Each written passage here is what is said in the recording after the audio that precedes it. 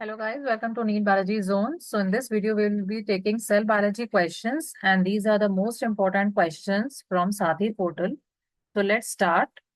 The first question is, a common characteristic feature of plant seed tube cells and most of mammalian erythrocytes is. तो आपको एक characteristic feature common बताना है sieve tube sales के बीच में और एक मैमेलियन एराइथ्रोसाइट्स आर आरबीसीज, ठीक है। Options are absence of mitochondria, presence of cell wall, presence of haemoglobin, absence of nucleus. So इसका करेक्ट आंसर है option number D.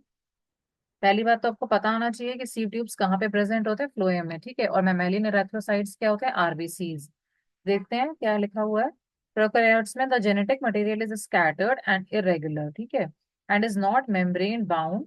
In eukaryotes क्या होता है, न्यूक्लियस एक वेल डिफाइंड होता है और enclosed in a membrane called as nuclear envelope. Prokaryotes and eukaryotes का डिफरेंस बताया है। इसमें देखते हैं क्या एक्सप्लेनेशन है सीव ट्यूब का।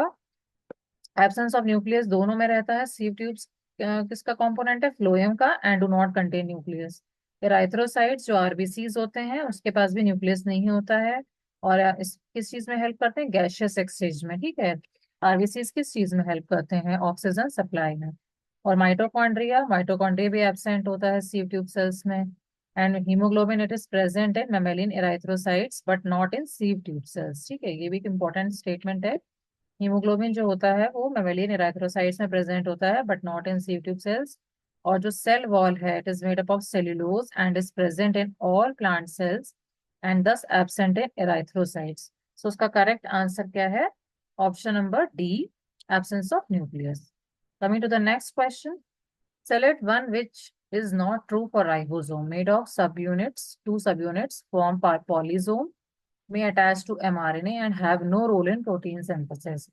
So as you all know, ribosome को protein factory of the cell बोला जाता है। सो इसका करेक्ट आंसर है ऑप्शन नंबर डी, क्योंकि have no role in protein synthesis. This is not true for ribosome. इसको protein factory बोलते हैं और ये बहुत इंपॉर्टेंट रोल प्ले करते हैं प्रोटीन सिंथेसिस में, ठीक है। फिर आप देख सकते हैं कि ये टू सब यूनिट्स का बना होता है। राइबोसोम दो टाइप के होते हैं, प्रोकैरियोट में और यूकैरियोटिक में। एक 70S और एक 80S, ठीक है, 70S एंड 80S। तो इन दोनों के सब यूनिट्स होते हैं, फॉर्म पॉलीजोम। एक एमआरएनए की चेन है, सिंगल स्ट्रैंडेड एमआरएनए, इसमें राइबोसोम्स लगे होते हैं ऐसे। तो ये क्या बनाते हैं, पॉलीजोम, ठीक है। फिर ये किस चीज में हेल्प करता है, प्रोटीन फॉर्मेशन में हेल्प करता है। और मे अटैच टू एमआरएनए। सो इस तरह से एमआरएनए अटैच होकर ये पॉलीजोम बनाते हैं, दिस इज पॉलीजोम, ठीक है। सो उसका correct answer option number D. Next one is which one of the following is not a eukaryote, Euglena, anabaena, spirogyra, एगैरिकस। इसमें से कौन सा यूकैरियोट नहीं है, anabaena, because it is a bacteria. तो पहली बात तो हमको प्रोकैरियोट्स एंड यूकैरियोट्स के बीच में स्ट्रक्चर्स बताए गए हैं। There is no well defined nucleus, genetic material is naked due to the absence of nuclear membrane, and cells do not have membrane bound cell organelles। Prokaryotes की बात हो रही है, ठीक है। एंड यूकैरियोट्स में क्या होता है कि same membrane bound cell organelles present होते हैं, वेल डिफाइंड न्यूक्लियस होता है। ये सारे दोनों के डिफरेंसेस हैं।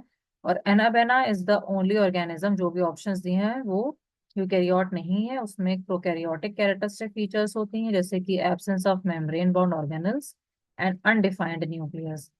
बाकी ऑप्शंस जो दिए हैं, by remaining options, Euglena, Spirogyra and Agaricus, they are eukaryotes. इसमें क्या क्या प्रेजेंट होता है, membrane bound organelles such as mitochondria and nucleus, ठीक है। तो इसका करेक्ट आंसर है option number B, Anabaena. Coming to the next question, which of the following stain is not used for staining chromosomes, ठीक है। Basic fuchsin, safranin, methylene blue, carmine. तो इसका correct answer है ऑप्शन नंबर बी, सैफरनिन। पहले बात आपको पता होना चाहिए स्टेनिंग हम किस लिए करते हैं। एक माइक्रोस्कोपी में हम लोग देखने के लिए करते हैं सेल कंपार्टमेंट्स, जैसे कि cell tissues, microbes, blood cells या जितने भी ऑर्गेनल्स हैं उसमें कलर आ जाता है स्टेनिंग की वजह से, तो बहुत क्लियरली आइडेंटिफाई कर सकते हैं माइक्रोस्कोप में। आपने अपने स्कूल में भी किया होगा स्टेनिंग टेक्निक्स। सो सैफरनिन इसका करेक्ट आंसर क्यों है, because it is not used for chromosomes, ठीक है। और बाकी का भी देखते हैं किस चीज में यूज होते हैं। सैफरनिन किस चीज में यूज होता है, काउंटर स्टेन होता है ग्राम स्टेनिंग में। ग्राम स्टेनिंग आपने पढ़ा होगा क्लास 11th में। ग्राम स्टेनिंग प्रोसेस में सैफरनिन यूज करते हैं एज अ काउंटर स्टेन। और ये किस चीज में यूज होता है, endospore staining, detection of cartilage, mucin and mast cell granule, ये सारी चीजों में सैफरनिन का यूज होता है। और कार्मीन जो डाई है वो किस चीज में यूज होता है? Nucleic acid and chromosomes. Carmine is C and chromosomes is C, so आप ऐसे याद कर सकते हैं। Which causes negative charge on them, और क्रोमोसोम्स कार्मीन की वजह से क्या होता है, तो पिंक कलर के हो जाते हैं। तो बहुत इजीली हम सेलुलर ऑर्गेनल्स में डिफरेंशिएट कर सकते हैं, ठीक है। Next one is basic fuchsin. ये किस लिए यूज होता है? Human chromosomes, elastic fibres, cardiac और स्केलेटल मसल टिश्यू, ये सारी चीजों के लिए यूज होता है basic fuchsin. Fibres F F याद कर लीजिए, कार्डियक और स्केलेटल मसल्स, तो फ्यूजन यूज होएगा। और मेथाइलिन ब्लू किस लिए यूज होता है? Stain nuclear Golgi bodies and pectic substances, इन सारी चीजों के लिए मेथाइलिन ब्लू यूज होगा। तो सारे आपको स्टेन्स पता होना चाहिए, सारे डाइस किस चीज में यूज होते हैं। Sometimes questions are asked, so this is the correct answer, saffron. Next question, different cells have different sizes. Arrange the following cells in ascending order of their size. Ascending order means छोटे से बड़ा, ठीक है, smallest to biggest. Choose the correct option among the following: Mycoplasma, ostrich eggs, human RBCs and bacteria. तो इसमें आप देख सकते हैं, सबसे पहले हमको we all know that mycoplasma सबसे छोटा है, ठीक है। These are the smallest and ostrich eggs क्या होता है? सबसे बड़े होंगे। तो आप देख सकते हैं कि ऑप्शन नंबर ए फर्स्ट नंबर पे और लास्ट में सेकंड होना चाहिए। ये ऑस्ट्रिच एग सबसे लास्ट में, तो इन सारे ऑप्शंस में option number A will be the correct answer, ठीक है। तो आप इसका एक्सप्लेनेशन देख लीजिए, क्या साइजेस है माइकोप्लाज्मा। इसका क्या size? Smallest cell with size only 0.3 millimetres, ठीक है। बैक्टीरिया सेल क्या साइज होता है? 30 से 5 माइक्रोमीटर्स। और ह्यूमन आरबीसी सेल्स का क्या होता है diameter? 7.0। Human red blood shell circular type होते हैं ना, तो इनका डायमीटर लेते हैं 7.0 माइक्रोमीटर। एंड ऑस्ट्रिच एग्स का क्या साइज होता है? They are the largest with 15 into 13 centimetre. और mycoplasma like organisms like mycoplasma, या स्मॉलेस्ट सेल, उसके बाद बैक्टीरिया आएगा, फिर उसके बाद आरबीसी आएगा, फिर ostrich egg cell is the largest known cell. तो उसका करेक्ट आंसर होगा ऑप्शन नंबर ए, ठीक है। Next question, which of the following features is common to prokaryotes and many eukaryotes? Chromatin material is present, cell wall is present, nuclear membrane is present, membrane bound subcellular organelles are present. तो दोनों में common क्या है? Prokaryotes and eukaryotes में, so it will be presence of cell wall that is present in both the eukaryotic and prokaryotic cells, ठीक है। इसका answer होगा ऑप्शन नंबर बी। आप एक बार देख सकते हैं explanation, cell wall is present in bacteria, prokaryotes and in plants.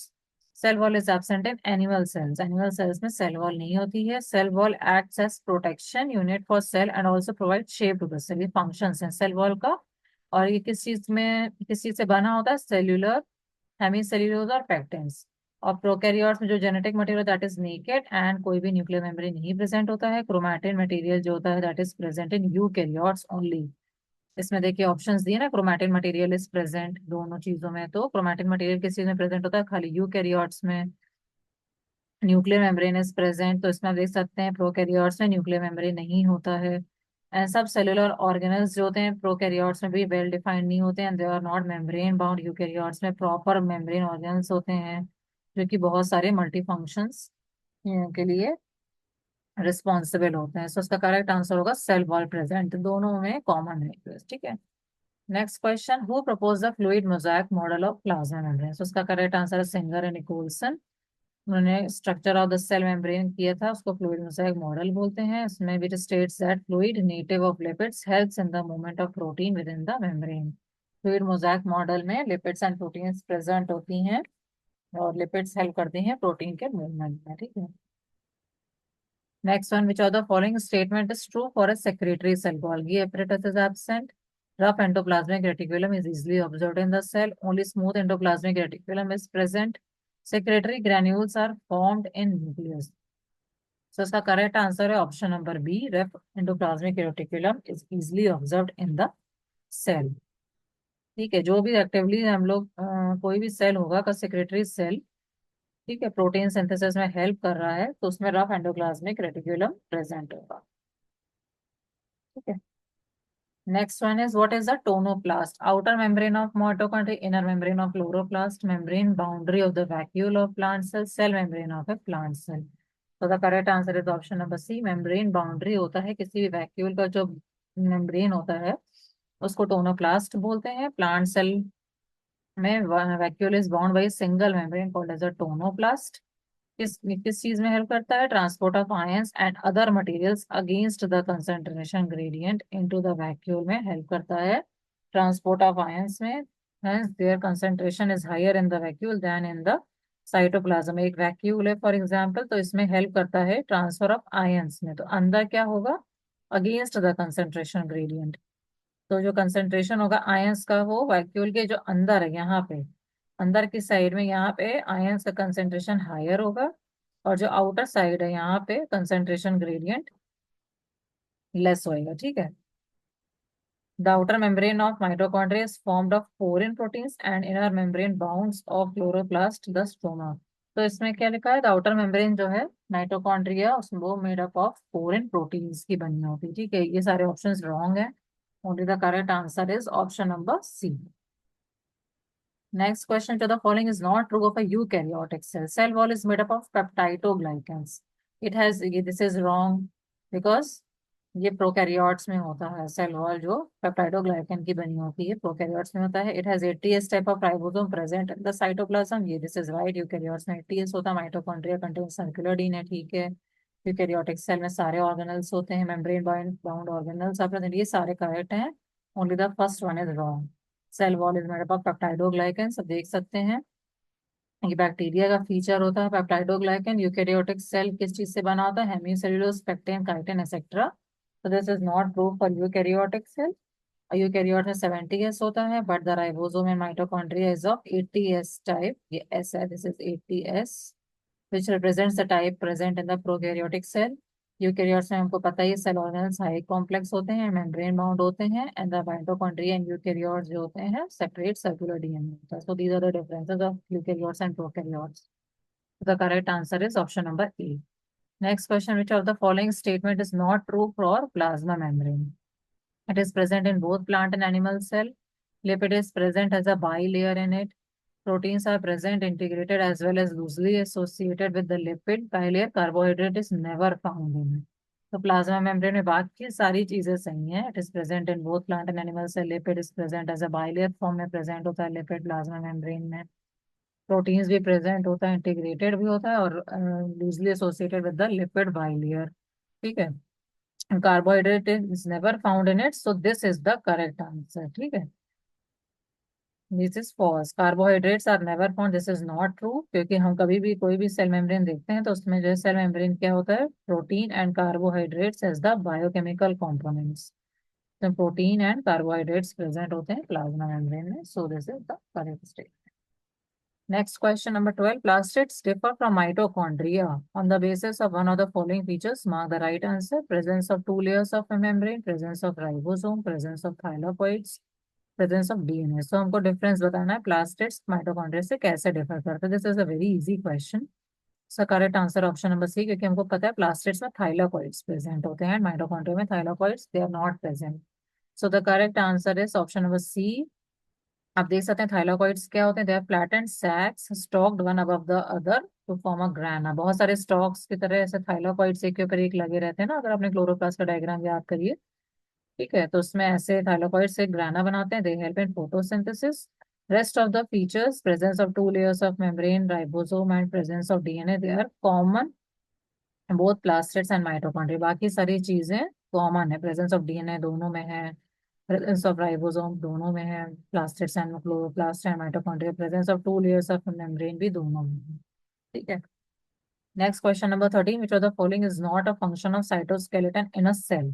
Cytoskeleton का क्या फंक्शन नहीं है? Intracellular transport, this is not the function. ठीक है। Maintenance of cell shape and structure, ये तो फंक्शन होता ही है साइटोस्केलेटन का। सपोर्ट प्रोवाइड करता है ऑर्गेनल्स को, सेल मोटिलिटी में हेल्प करता है, ये सारे करेक्ट हैं स्टेटमेंट्स। इंट्रासेलुलर ट्रांसपोर्ट में साइटोस्केलेटन का कोई भी रोल नहीं होता है किसी भी सेल में। Explanation you can see. Cytoskeleton intracellular transport से रिलेटेड नहीं है। साइटोस्केलेटन में क्या क्या आता है? Microtubules, microfilaments and the components of cytoskeleton, cellular and intercellular.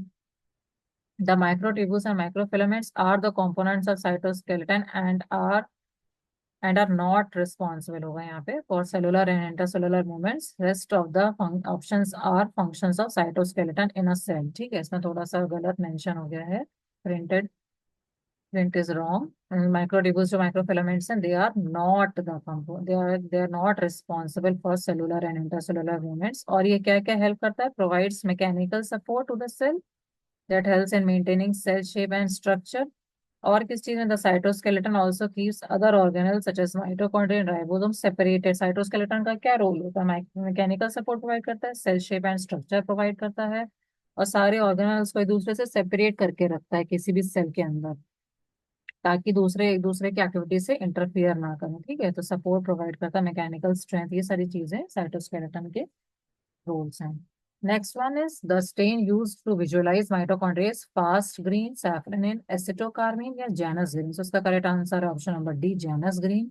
Mitochondria के लिए जैनस ग्रीन यूज होता है, this is very important. Mitochondria indicator की तरह काम करता है, changes colour according to the amount of oxygen present. It oxidises to blue colour in the presence of oxygen and in its absence changes its colour to pink. तो ये चीजें भी आपको याद रखनी है, ऑक्सीजन की प्रेजेंस में माइटोकॉन्ड्रिया का कलर क्या हो जाएगा? ब्लू, एंड अगर ऑक्सीजन नहीं है तो पिंक हो जाएगा। ठीक है, और सैफरनिन किस चीज के लिए यूज होता है? Stain nuclei and lignified walls of the cell. N से आप याद कर लीजिए, nuclei and lignified walls of the cell. Acetocarmine किस चीज के लिए यूज होता है? Nucleic acid and chromosomes. Acetocarmine में सी है, क्रोमोसोम्स, ऐसे याद करना पड़ेगा। Fast green, it is use for staining histones at alkaline pH. Fast green का किस चीज के लिए होता है? हिस्टोन प्रोटीन्स जो प्रेजेंट होती हैं after acid extraction from DNA, तो फास्ट ग्रीन कलर हम लोग यूज करते हैं। ठीक है, so these are very important. आपको डाइज एंड जो भी कलर्स होते हैं, क्या कलर कब देता है, जैनस ग्रीन का, ये सारी चीजें आपको याद रखनी पड़ेगी। Now the last question of this video, which scientist is credited with formulating the cell theory? So Charles Darwin, Louis Pasteur, Robert Hooke, Gregor Mendel. So इसका correct answer है Robert Hooke. He gave the cell theory. So this is the correct answer. So these are the most important questions from Sathi app from Cell Biology. Hope you liked the video. If you find it informative, please like it and subscribe to my channel, Neat Biology Zone. Thank you so much, guys. Have a great day.